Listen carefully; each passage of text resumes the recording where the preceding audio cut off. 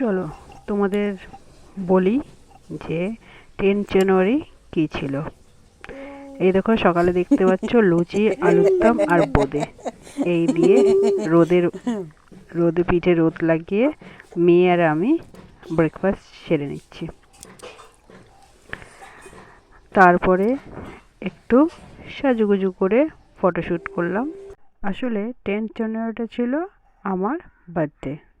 তো কি কি মেনুতে ছিল সেটা তো তোমরা সবাই আগের ভিডিওতে দেখে নিয়েছো, আর আরেকবার ভালো করে তোমাদেরকে দেখিয়ে দিলাম।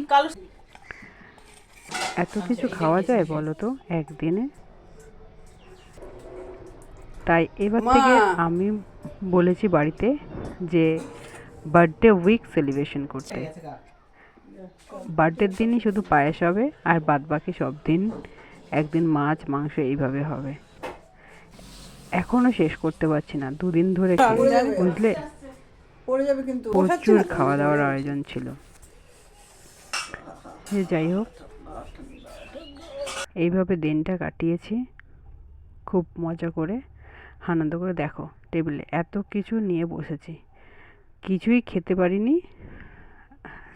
কিছু খেয়েছি আর কিছু আজকে সকালে মানে 11ই জানুয়ারি দিন সমস্ত শেষ করেছি।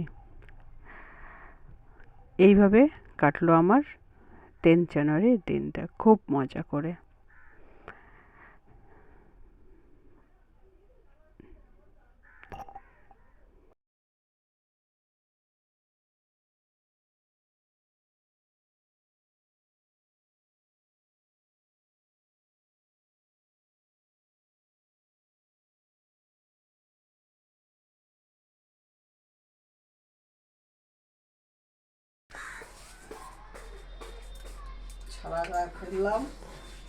Happy birthday.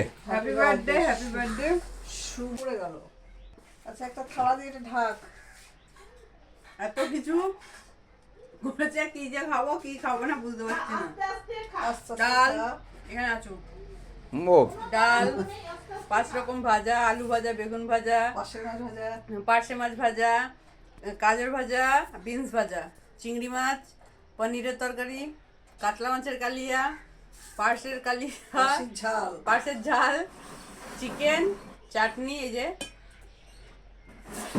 চাটনি, পায়েস আর মিষ্টি। এত কিছু কি করে খাবো বুঝতে পারছি না। দেখা যাচ্ছে?